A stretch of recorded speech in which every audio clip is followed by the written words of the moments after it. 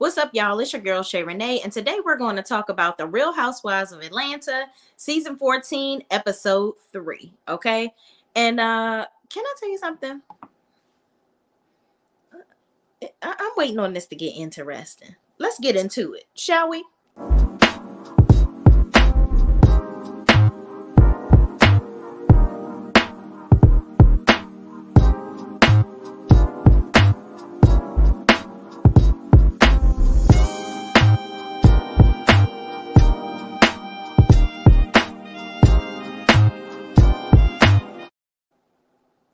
All right, y'all. So the episode starts out with Kenya going to a venue to look at the space with her party planner for young Brooklyn's 3rd birthday party. Okay.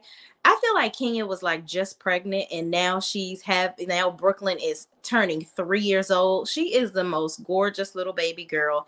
And I really love how having a daughter has really changed Kenya a little bit. Like, I really feel like her having a kid has softened her a little bit. She's still a sorceress with the tongue, but she's a very good mother, indeed.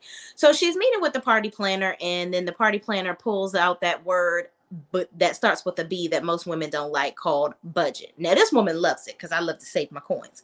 But Kenya said, well, the party planner says that the party is going to be somewhere between $10,000 to $15,000, and then she says, well, Kenya says, well, her dad is not going to be helping me pay for it. I think that's going to be okay.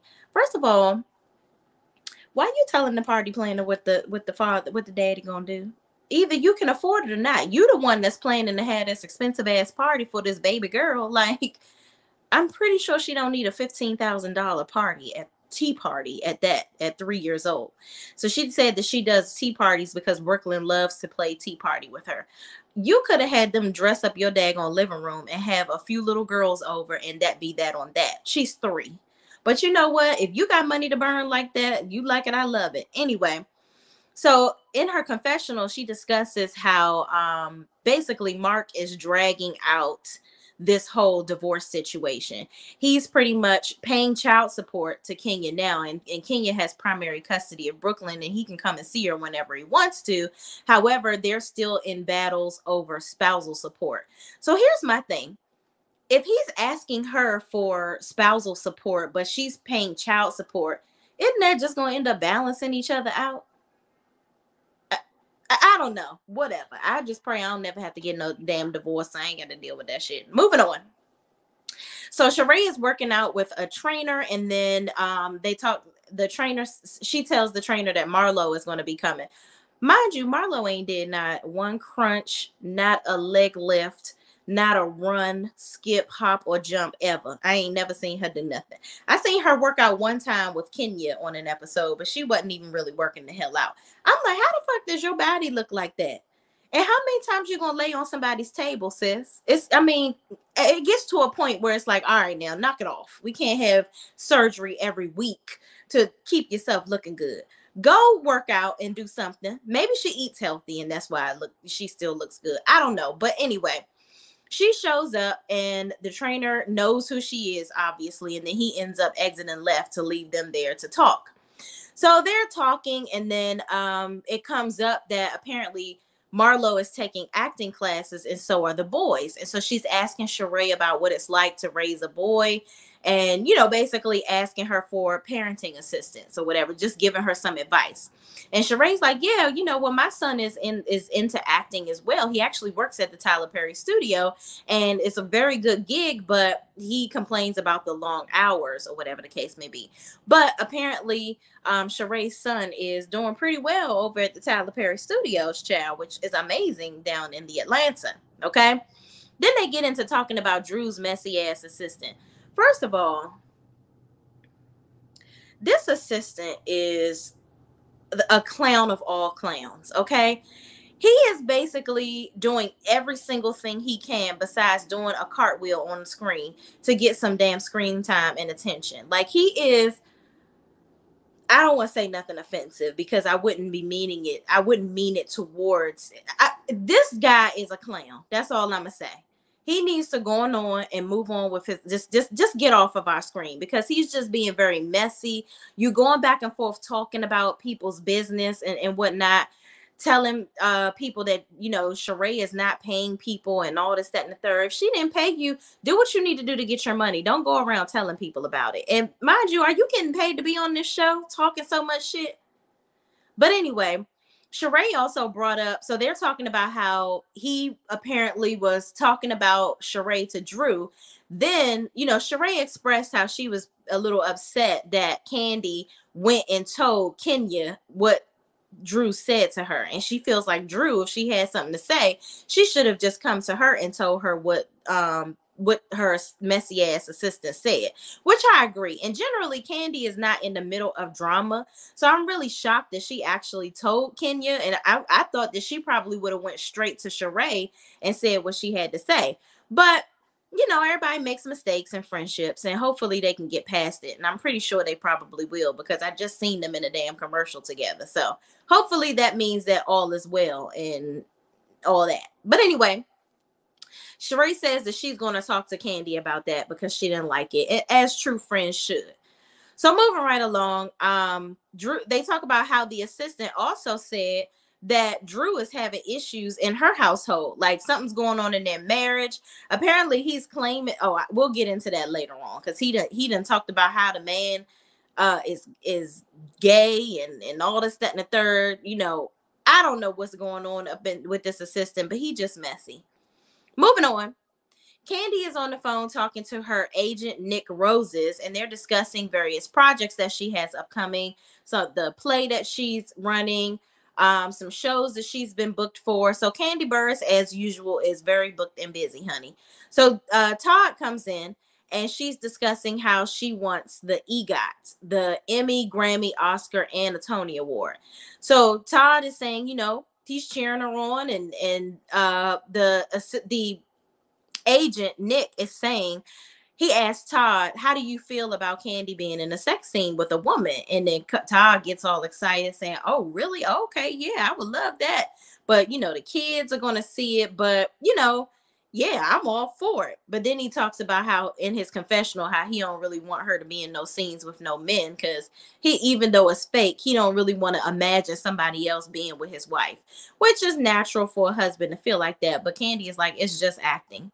So getting to the point, Todd and Candy end up talking. And Todd admits, you know, they talk about how they haven't really been having sex as much, and it bothers him, but he understands what's going on. And then he also says that he's feeling some type of way that they don't do any projects together anymore. They used to do everything together, and now they're really not doing anything anymore, and he feels left out. And Candy said, well, you ain't really want to work with me. You ain't want me to be the executive producer. You just kind of wanted me to be the talent. You ain't really want me to be, you know, quote unquote, in charge. You wanted to be the one in charge.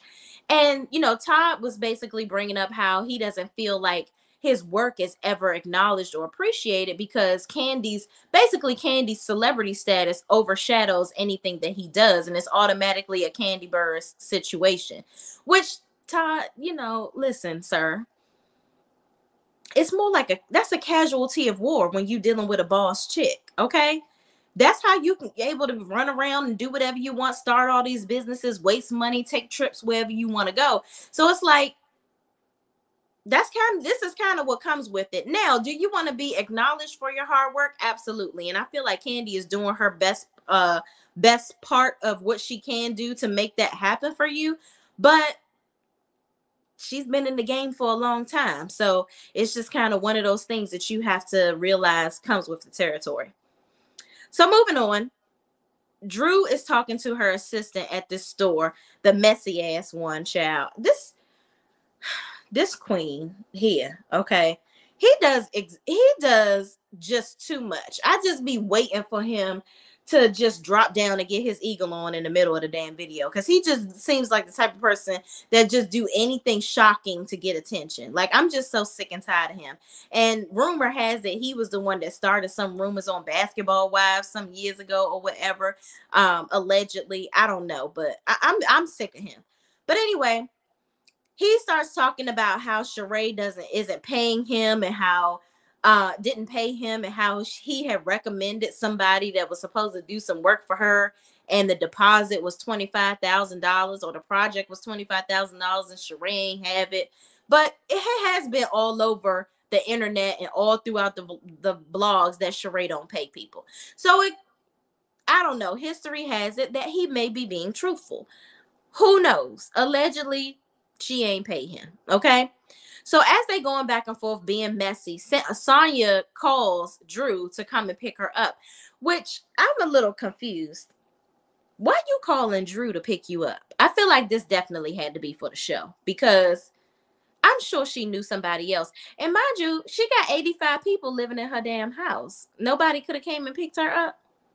But an 18-wheeler was dragging her down the street, apparently. So Drew stops what she's doing, goes and picks up Sanya, and then of course, Sanya is flustered. She's telling her about what happened, and then they have to go and pick up her son as well, Deuce, from daycare. So Drew comes and saves the day. They're talking, they go pick up the kid, all is well, they move on.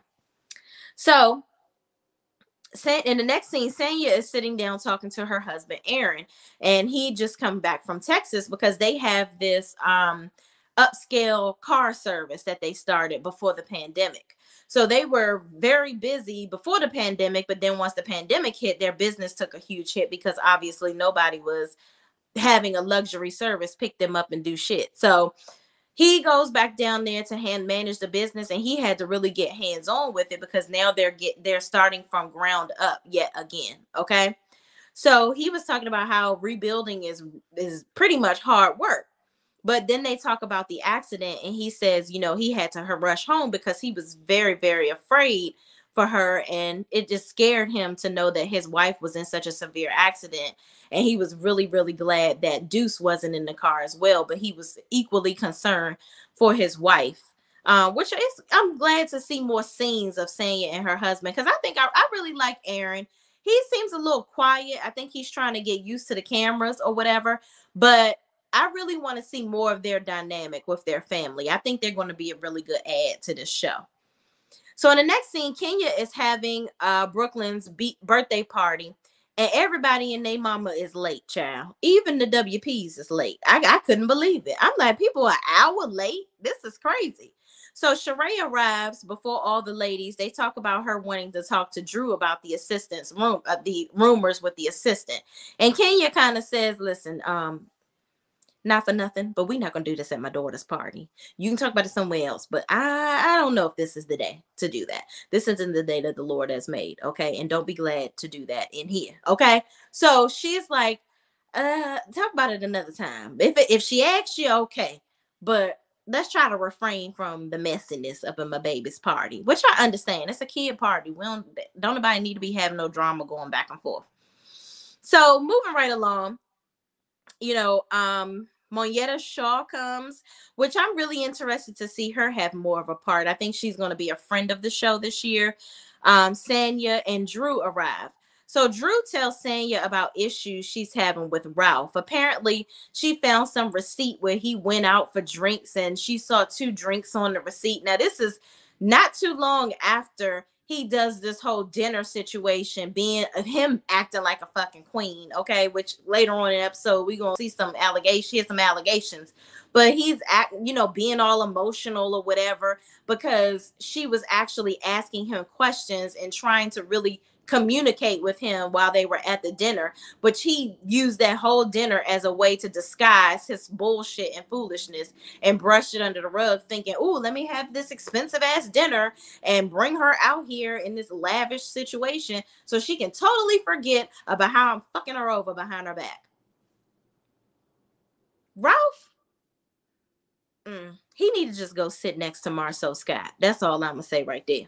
Anyway, she talks about the receipt and the 2 Long Islands and questioning him, and he said he went out with one of his homeboys. Sir. And apparently this fool been sleeping in another room. What is going on here? Like, it's team too much with this marriage. Like, both of them are extremely childish, And I just don't even understand how this works. Like, you sleeping in another room. What are you doing in this other room, Ralph? What is this supposed to prove? You sleeping in another room. What are you trying to get out of this? Have y'all even discussed what your issues and your problems are with one another? How y'all gonna fix this? Because your kids see y'all acting more childish than them. Y'all issues are just lame and stupid to me. And frankly, I'm over it. Moving on, Candy arrives. Everybody is standing there waiting for Brooklyn to make a grand entrance, and here come Candy, late ass, with her two adorable children walking in. And she's like, "Why everybody looking at me?" I'm like, "Cause your ass is late, bitch. You supposed to be the damn birthday girl coming in, and you don't walk in front of her, rude ass." But anyway, Kenya comes in. Brooklyn makes her grand appearance, and Candy says, "I'm so sorry. I didn't know till 12:45, and my assistant got the dates mixed up, and Blaze was asleep. I ain't want to wake up from her nap." And I love how Kenya was like, "Okay, I ain't got time for your excuses. You here now. All right, let's just have fun." I was like, "Damn, you ain't had to call out like that, Kenya." But and Candy was like, "Oh well, you're right. All right, I'm not even gonna fight you because I was bullshitting." But anyway, so moving right along. Deuce, Sanya is over there just having a tough time with poor little Deuce. Like, Deuce is like, "Listen, I'm bored. I don't want to drink no tea. I want to play with a Tonka truck or two. Where can I run around in here? Can I jump over this couch? I don't got time for this shit. Where's your phone, mommy? Can I watch a YouTube video or two? This ain't my judge. I don't want to be here." And Sanya is feeling every minute of Deuce's attitude about being at this daggone tea party. He is over it, and I think Sanya is too. And just thinking about her at this party or whatever, and with all these kids and her husband wanting to have another child, and with how her son was acting, I'm pretty sure that didn't help his case of getting another kid out of her at all. Okay, because she looked extremely flustered and looking for the melatonin for Mr. Deuce. All right, moving on. So everybody ends up sitting down, and Kenya asked questions about Brooklyn and kept score for everyone. They started playing little games. Then they do this shady game where people reveal a secret about somebody that they know and don't put their name on it or whatever. And then apparently they ask who wrote it. I'm like, okay, well, maybe everybody should put a damn name on it if you're going to ask who wrote it. But anyway, the first thing that was said was that, hold on. It was, what was the first thing? Oh, someone talked about Moneta having surgeries and a whole lot of work done to her body. And she says, "Well, I don't know about having a whole bunch of work done, but I did have my boobs done, and I'm very vocal about that, and that's about it." Then somebody said Candy sucked dick in the locker room. First of all, the way Candy read it, she was like, "Candy sucked dick in the locker room." I was like, "Candy, why you had to say it like that with your little country self?" I thought that I was dying laughing. And she said, "Who said that?" So then she's going back and forth asking everybody, because what you're not going to do is lie on me, because I done sucked some dick, but I ain't sucking in the damn locker room. Y'all motherfucking, you motherfucking tried it, okay? So Kenya says, "Okay, we need to move on. Nobody's going to admit that they said it. It is what it is." And Sheree in her confessional gonna say, "Well, I mean, she probably did do it. Like, I mean, she's sucked dick in a lot of places, so I can imagine a locker room is not so far fetched." So Sheree, you wrote that. You still mad at her for telling Kenya your business? Just go ahead. You edge your friend out. You trifling. Moving on. Then somebody says they couldn't order on La Archive. And then they said Kenya is driving Lisa Ray's Range Rover. First of all, where would she get Lisa Ray's Range Rover from? And secondly, are they even friends? Does Lisa Ray even know Kenya? Does Kenya know Lisa Ray like that? I don't think so. So all of this was crazy. So moving right along, Candy's that's Kenya and Marlo going back and forth talking about the archive, and then Marlo talking about her driving Lisa Ray's Range Rover. Marlo can't read worth a damn. Her insults are just subpar at best. So then Candy says she's tired of Kenya and Marlo going back and forth. It's just very boring and getting old. Then someone says Sheree doesn't pay her assistants. And Drew admits that she was the one that said it. And she told her Anthony told her she didn't pay him and he had to cut ties with Sheree because she wasn't paying him. Then Sheree says Anthony was never her assistant. And Drew said, well, he has emails saying he put together things for She by Sheree and was never paid for the services. So Fatim, Sheree's friend, speaks up and says, well, your assistant, Drew, your assistant also said that your husband is gay and that you have a lot of issues going on in your household. I was like, ooh. So I don't think Drew heard her. Everybody else at the table heard her and then heard what Fatim said. And Sheree was telling her, girl, chill. I didn't ask you to say that. Don't be talking about that. Just because she's trying to be messy and air out some stuff that her assistant said about me. I'm not trying to air out her business. That's something I can talk to her one-on-one about. I didn't ask you to involve your damn self. Because Sheree was giving her I said, shut the hell up. And so then they all start yelling. And then a woman walks by and says, there's kids in here. This is ridiculous.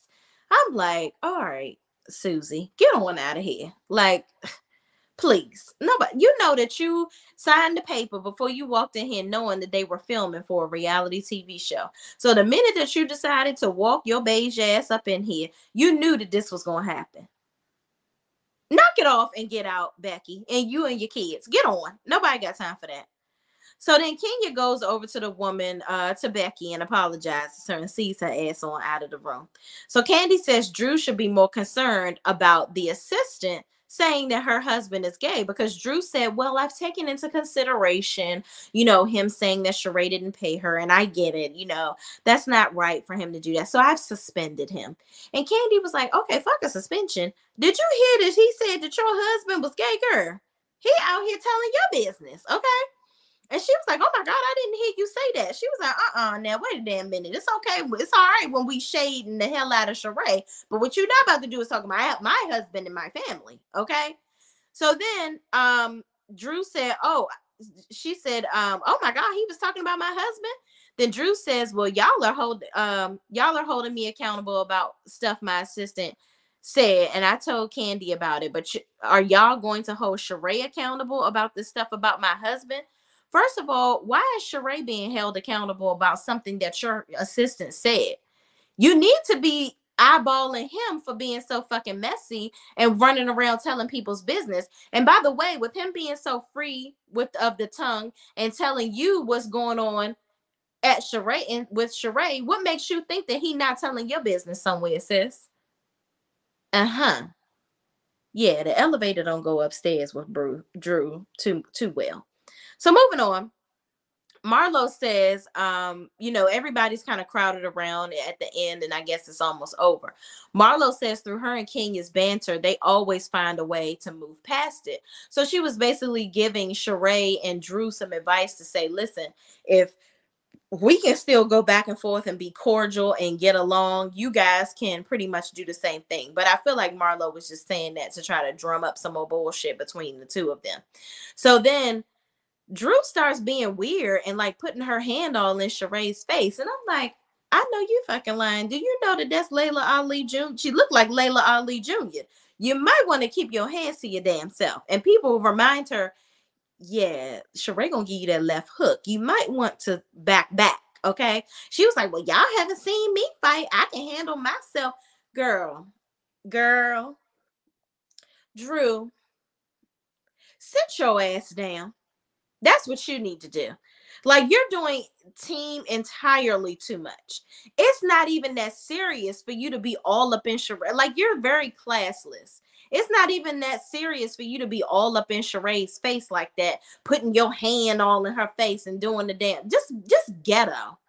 Just ghetto and ridiculous. I'm just like, girl, go sit the fuck down somewhere, okay? Because that is just team too much. Jessica with a K. Yes, I'm catching another live. Yes, you are. You done made it right before the end, child. Thank you for watching. Thank you for rolling through. So Drew, does all of that. The ladies break it up, and Candy says, well, listen, y'all need to get y'all shit together before y'all come to New York, because Candy invited everybody up to New York to see her play. And she's like, we're going to all go to New York. We're going to have a good old time. We're going to have a good kiki. We ain't going to be worrying about none of this stuff. And we're going to get along. Okay. So everybody getting ready for this trip. We're going to see how they act up in New York. And hopefully don't nobody be being all stank and acting crazy. So let's see how this goes, y'all. I don't know why Drew is trying to drum up some drama with Sheree. I don't know if she feels like she needs to be in conflict with somebody to be interesting. You got enough conflict with your damn husband. You need to figure out what the hell is going on there and why he's such a manipulative bastard. Okay. Anyway, y'all, thank you for watching. Please, please, please don't forget to like, comment, subscribe, and share this video with anybody else that watches this show too. And I will see you in the next video. Peace out.